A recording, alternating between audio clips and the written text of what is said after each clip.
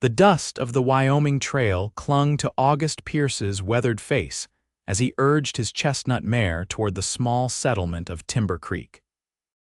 The year was 1878, and the West was still wild enough to keep a man looking over his shoulder, but settled enough that a town like this one could boast a proper general store, a saloon that served something better than rot-gut whiskey, and even a schoolhouse for the children of ranchers and shopkeepers who decided to put down roots. August hadn't put down roots anywhere in 15 years. Not since the war.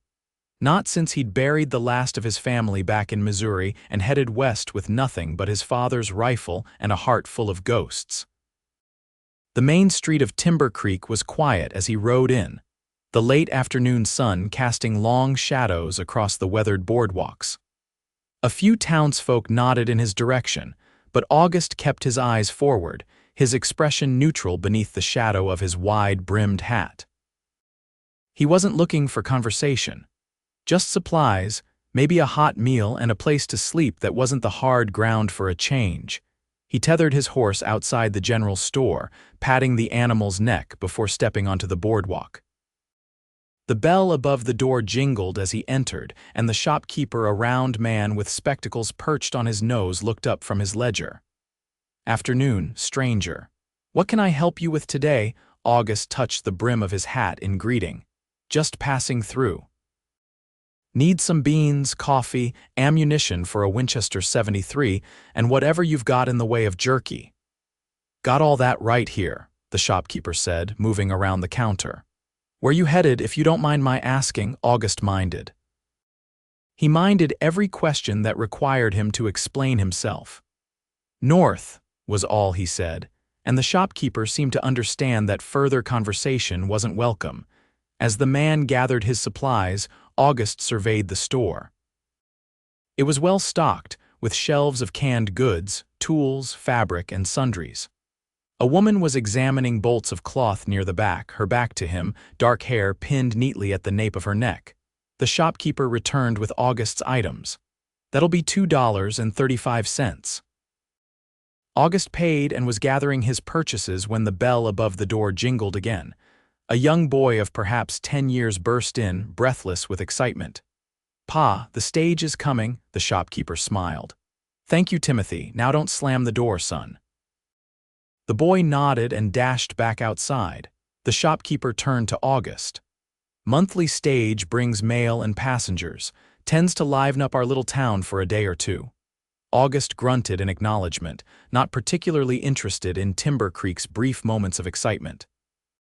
He collected his supplies and headed for the door, passing the dark-haired woman who was now approaching the counter with her selections. Their eyes met briefly as he passed. Hers were a striking blue, unexpected against her olive complexion, and for a moment, August felt something stir inside him, something he'd thought long dead. He tipped his hat automatically, a gesture from his past life when manners had been as natural as breathing, and continued out the door. Outside, a crowd was gathering as the stagecoach rumbled down the main street in a cloud of dust. August stood on the boardwalk, watching as it came to a stop in front of the small hotel across the street.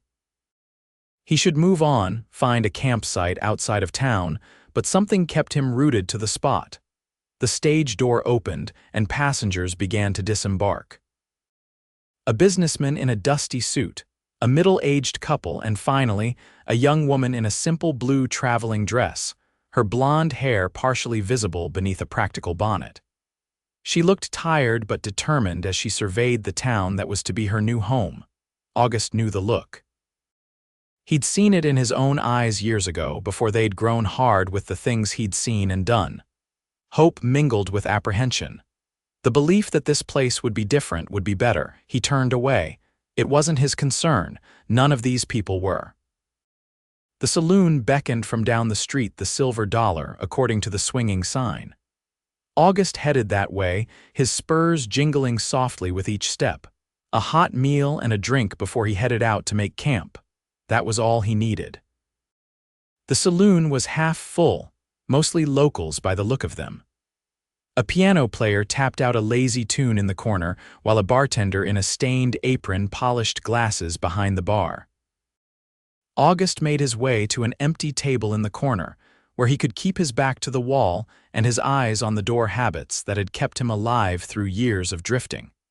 He ordered whiskey and a plate of whatever was cooking, settling in for a quiet meal before he'd move on. Timber Creek was like 100 other towns he'd passed through. There was no reason this one should be any different. But as the whiskey burned a path down his throat, August couldn't shake the memory of those striking blue eyes in the general store. It had been a long time since he'd noticed such things. A long time since he'd allowed himself to notice. Nora Sullivan stepped off the stagecoach and took her first breath of Timber Creek air. After 3 days of travel from Denver, the small Wyoming settlement looked like paradise, despite or perhaps because of its obvious simplicity. No grand buildings or bustling streets here, just honest structures serving their purpose, much like the people who'd built them. At 26, Nora was well past the age when most women were already settled with husbands and children. But she'd spent her youth caring for her ailing mother, and after her passing 2 years ago, Nora had worked as a seamstress in Denver to save enough money for a fresh start. When she saw the advertisement seeking a teacher for the Timber Creek School, it had seemed like fate. "Miss Sullivan," a portly man in a black suit approached her, hand extended. "I'm Howard Bennett, mayor of Timber Creek. We're mighty pleased you've accepted our offer." Nora smiled, shaking his hand firmly. "Thank you for the opportunity, Mayor Bennett. I'm looking forward to meeting everyone. Martha," the mayor waved to a woman across the street. "Martha will show you to the teacher's cottage. It's small but comfortable, right behind the schoolhouse. Term starts in 2 weeks, so you'll have time to settle in." Martha turned out to be the mayor's wife, a plump, friendly woman who chattered continuously as she escorted Nora to what would be her new home. The cottage was indeed small, just one room with a curtained-off sleeping area, a stone fireplace, and simple furnishings, but it was clean and bright, with curtains at the windows and a braided rug on the floor. "The previous teacher, Miss Abernathy, left to get married last spring," Martha explained. "We've been making do with Mrs. Wilson teaching the little ones part-time, but we're so glad to have a proper teacher again. There are about 15 children in the area of school age." Nora set her carpetbag on the small table. "It sounds perfect. I can't wait to meet them all." After Martha left, promising to return in the morning to introduce her around town, Nora unpacked her few belongings. The cottage had a small shelf of books readers for the students, a Bible, and a few novels. A writing desk stood under the window, already stocked with paper, inkwells, and chalk for the schoolroom. It wasn't much, but it was hers. For the first time in her life, Nora had a place that belonged solely to her, and work that would make a difference. She ran her hand along the smooth wood of the desk and smiled. Later, her stomach rumbling with hunger, Nora decided to venture out to find something to eat. Martha had mentioned that the Silver Dollar Saloon served decent food, and while Nora was hesitant to enter such an establishment alone, her hunger won out over propriety. She changed into a fresh dress, dark green with a modest neckline, and pinned her hair more securely before setting out. The sun was setting, painting the western sky in brilliant oranges and reds that took her breath away.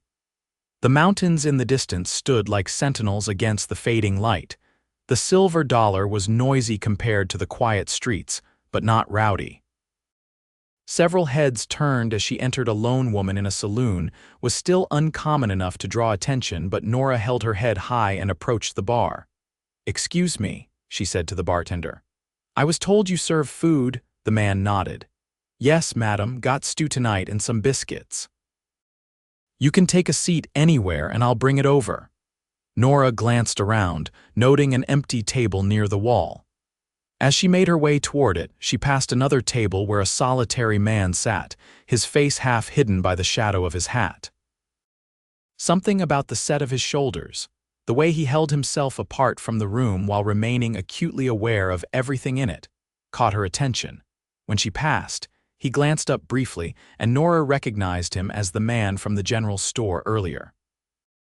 Up close, she could see the fatigue etched into his features, not just physical exhaustion, but something deeper, a weariness that seemed to emanate from his very soul. Their eyes met for the second time that day, and again, Nora felt an inexplicable pull. There was a story there behind those hazel eyes, a story of pain and loneliness that resonated with something inside her. Instead of continuing to her chosen table, Nora found herself stopping beside his. "Excuse me," she said softly. "I don't mean to intrude, but are you all right? You look so tired." August stared at the woman standing by his table, momentarily speechless. No one had asked him if he was all right in years. No one had cared enough to notice. "I'm fine," he said gruffly, looking away and taking another sip of his whiskey. "Just passing through." Instead of taking the hint, she remained standing there, a small frown creasing her brow. "I saw you at the general store earlier. I'm Nora Sullivan, the new schoolteacher." August sighed internally. He'd hoped to avoid conversation, to eat his meal in peace and be on his way. But there was something in her expression, concern without pity, that made him reluctant to dismiss her outright. "August Pierce," he finally offered, not standing or extending his hand as propriety would dictate. "And I'm fine, Miss Sullivan, just trail-weary." She nodded, but didn't seem convinced.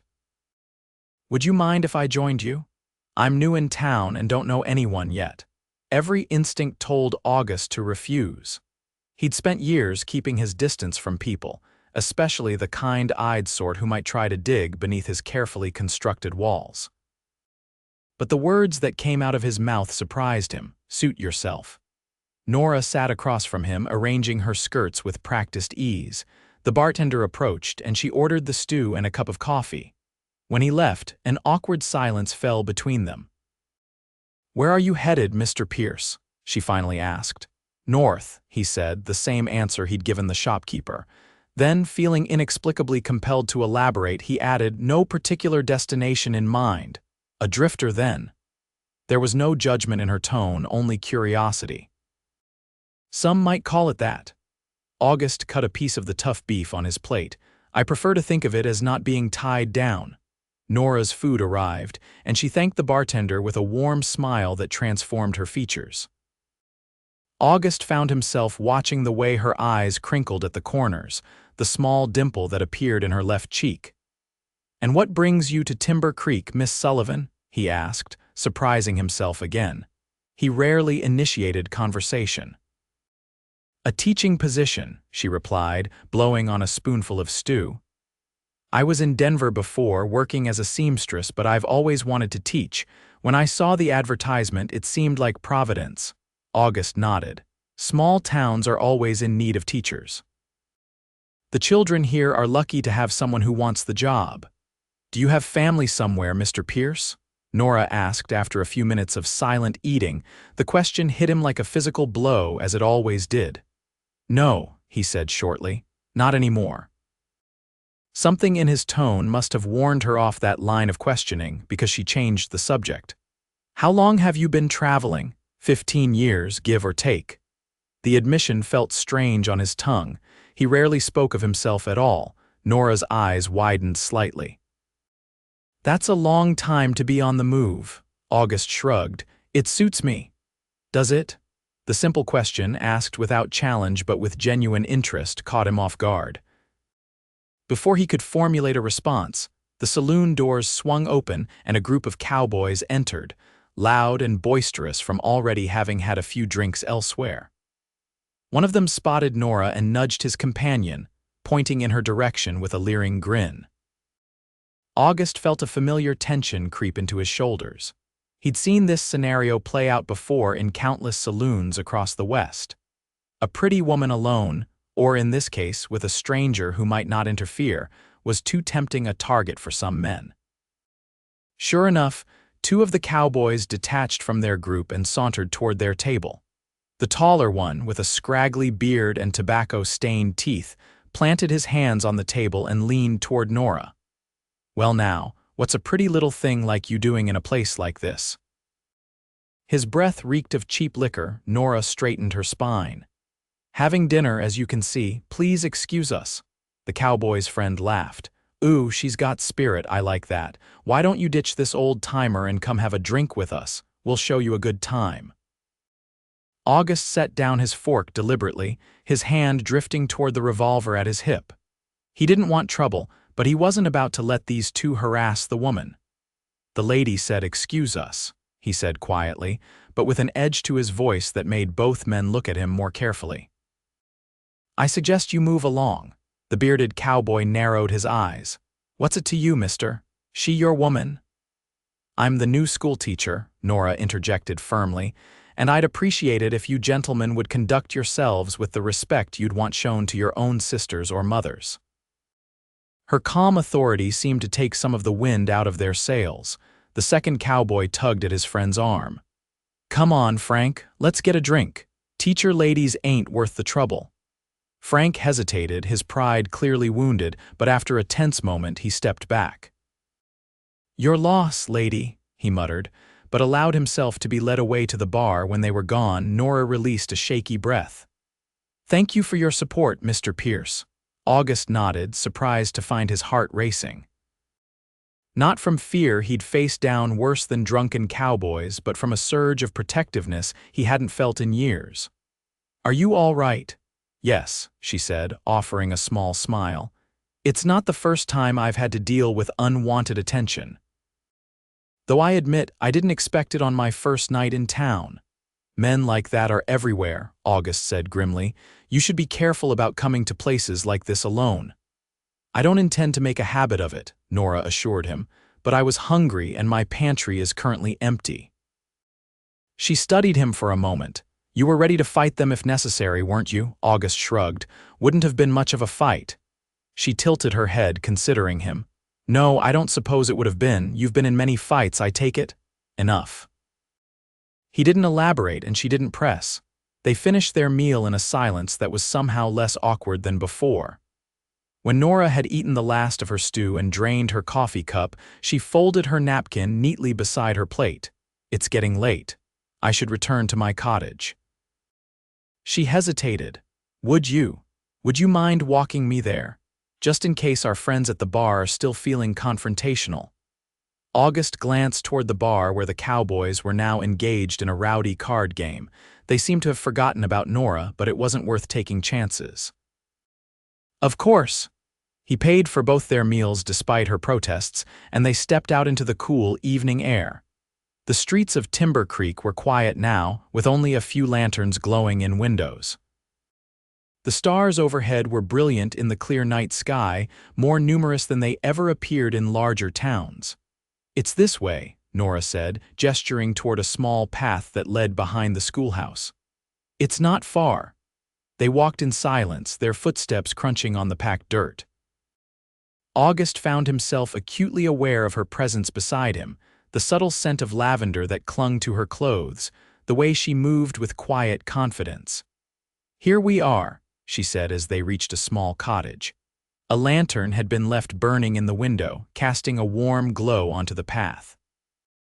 "Thank you for the escort, Mr. Pierce, and for dinner." August nodded, suddenly awkward. This was the moment to tip his hat, bid her good night, and return to his original plan of making camp outside town. Instead, he found himself lingering. "Will you be all right here? Alone, I mean." Nora smiled. "I've been alone for some time now, Mr. Pierce. I'm quite used to it." There was no self-pity in her voice, just a statement of fact. "Besides, Martha Mrs. Bennett assured me that Timber Creek is a safe community for the most part." "For the most part," he echoed. "Most places were safe until they weren't." "Where will you camp tonight?" Nora asked, surprising him again with her perception. "There's a creek about a mile north of town. Should be suitable." She frowned slightly. "It's supposed to rain tonight. I heard the stagecoach driver mentioning it." She glanced at her cottage, then back at him, a decision forming in her eyes. "There's a barn behind the schoolhouse. It's not used much, just for storage, but it's dry and has a loft with hay. You'd be welcome to sleep there if you like." August stared at her, taken aback by the offer. "That's kind of you, but please," she interrupted. Consider it my thanks for your protection tonight. I'd sleep easier knowing you weren't getting soaked in a thunderstorm. He should refuse. He should maintain his distance, as he always did. But the thought of a dry place to sleep was tempting, and more tempting still was the strange connection he felt to this woman who looked at him with concern rather than suspicion. "All right," he finally agreed. "Just for tonight." Relief flickered across her face. "Good, the barn's unlocked. There's a water pump out back if you need it." She hesitated, then added, "I usually have breakfast around 7. You're welcome to join me before you continue your journey." Before August could respond, she was climbing the steps to her cottage. At the door, she turned back. "Good night, Mr. Pierce." "Good night, Miss Sullivan," he replied, watching as she slipped inside. The barn was as she described, simple but dry, with a loft full of sweet-smelling hay. August unsaddled his horse, rubbing the animal down before settling it with a measure of oats. Then he climbed to the loft and made himself a comfortable spot for sleeping. As he lay looking up at the rafters, he couldn't help but reflect on the strange turn his day had taken. He'd ridden into Timber Creek, expecting nothing more than supplies and a hot meal before moving on, as he always did. Now here he was, bedding down in a schoolhouse barn at the invitation of a woman who'd asked him a question no one had bothered with in years. "Are you all right?" He wasn't all right. Hadn't been for a long time. But for the first time in as long as he could remember, he found himself wondering if maybe, someday, he could be. Just as Nora had predicted, rain began to fall in the night, pattering on the barn roof and bringing with it the clean, earthy smell of wet soil. August lay awake, listening to the rhythmic sound and thinking about blue eyes and a dimpled smile. Morning came with clear skies and birdsong. August rose early, as was his habit, and spent some time grooming his horse and organizing his supplies. He decided to move on after breakfast.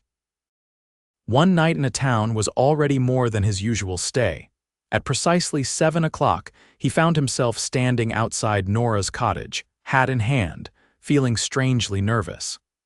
He knocked softly, and the door opened almost immediately, as if she'd been waiting.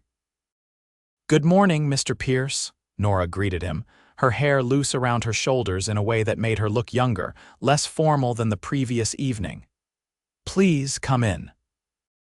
The cottage was neat and simple, with personal touches that she must have unpacked the night before. A colorful quilt on the bed, a small vase of wildflowers on the table, a few books stacked beside the reading chair.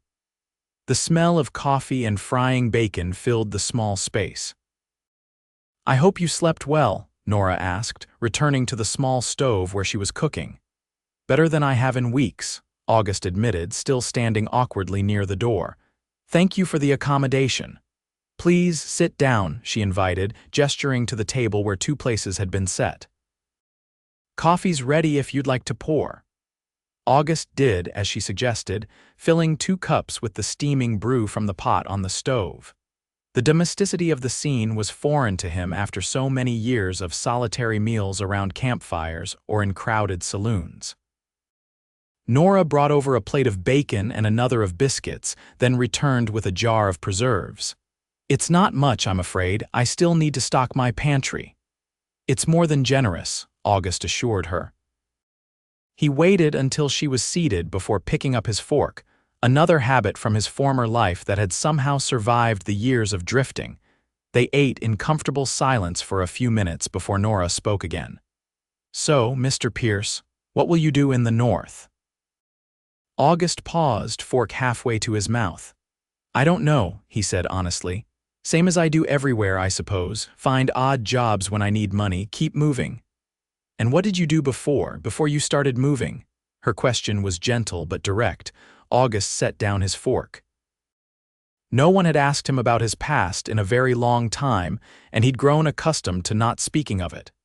But sitting in this warm kitchen with the morning sun streaming through the windows, the usual defensiveness felt too heavy to maintain. "I had a ranch in Missouri," he said finally. "A small one. It was my father's before me," Nora nodded, encouraging but not pushing. "What happened?" "The war," he said simply. "I fought for the Union." When I came back, the ranch was in ruins. Raiders had burned the house. My mother died during the war illness, not violence. My younger brother had joined up too, against my father's wishes. He didn't make it home. August stared into his coffee cup. There wasn't anything to stay for anymore. Nora's expression was one of genuine sympathy, not pity. "I'm sorry for your losses, Mr. Pierce." "August," he said suddenly. "If we're sharing breakfast, you might as well call me August," she smiled. "August then, and I'm Nora." "What about you, Nora?" he asked, both to shift the focus away from himself and because he found he genuinely wanted to know. "What brought you west?" "A desire for purpose," she said after a moment's reflection. "My mother was ill for many years and I cared for her until she passed. After that, I worked in Denver, but it never felt like I was doing what I was meant to do." She brushed a strand of hair behind her ear. "Teaching has always been my dream. Children are the future, after all. Helping to shape their minds feels like meaningful work." August nodded. "It is meaningful work, important work." "And what about your work, before the war, I mean?" "Ranching," August said. "Raising horses, mostly." "My father had a way with them, and he taught me everything he knew." A faint smile touched his lips at the memory. "There's nothing quite like breaking a wild horse, not breaking its spirit, mind you, but earning its trust, finding that moment when you and the animal understand each other." "You miss it," Nora observed softly. August's smile faded. "Sometimes, but that life is gone now." "Is it?" She tilted her head, studying him. "There are ranches all over the West. Couldn't you start again somewhere?" The question hung in the air between them. Could he start again? August had asked himself that many times over the years, always coming to the same conclusion. He didn't deserve to. "It's not that simple," he said finally. "No," Nora agreed. "I don't suppose it is. Few important things are." She rose to pour more coffee. "But sometimes, Mr. Pierce, August, we make things more complicated than they need to be." As she stood beside him, refilling his cup, August found himself looking up at her face, struck again by those remarkable blue eyes and the intelligence behind them. There was something about Nora Sullivan that made him want to be better than he was, better than he'd been for a very long time. "Perhaps," he conceded, "but some complications can't be wished away." "No," she agreed, returning to her seat, "but they can be faced, resolved." She took a sip of her coffee, watching him over the rim of her cup. "Is that why you look so tired, August? Because you've been running from complications instead of resolving them?" The question hit him like a physical blow. He'd been running from memories, from guilt, from the possibility of caring about anyone or anything again.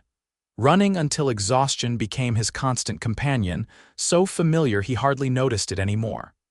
"Maybe," he admitted, the word barely audible. Nora reached across the table and, in a gesture that startled him with its unexpectedness, briefly touched his hand. "Whatever you're running from, it follows you. I know something about that." August looked at her questioningly. "My mother's illness consumed my life for nearly a decade," Nora explained. "After she died, I thought I could just move on, but grief and regret don't work that way. They follow you until you turn and face them." "And have you faced yours?" She smiled sadly. "I'm trying, every day." "That's all any of us can do, isn't it? Try each day to be better than we were the day before." Something about her words resonated deep within August's wounded soul. He'd stopped trying to be better a long time ago, content merely to survive. But sitting here in this small cottage with this remarkable woman, he found himself wondering what it would be like to truly live again. "I should get going," he said suddenly, the intensity of his feelings alarming him. "Thank you for breakfast." Nora's face fell slightly, but she nodded. "Of course, I didn't mean to keep you." August stood, placing his hat back on his head. "I appreciate your hospitality, Miss Sullivan. Nora, it's been a long time since anyone has shown me such kindness." "You're welcome in Timber Creek anytime, August," she said, rising to walk him to the door. "Should your travels bring you back this way?"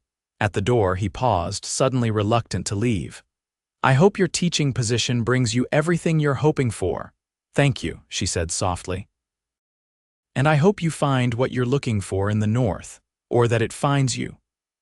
August nodded, unable to form words around the tightness in his throat. With a final tip of his hat, he stepped outside and headed toward the barn to collect his horse. The morning was bright and clear after the night's rain, the air fresh and sweet. Timber Creek looked different in the daylight, more welcoming somehow. As August saddled his horse, his mind was a tumult of conflicting thoughts. He should move on, as he always did.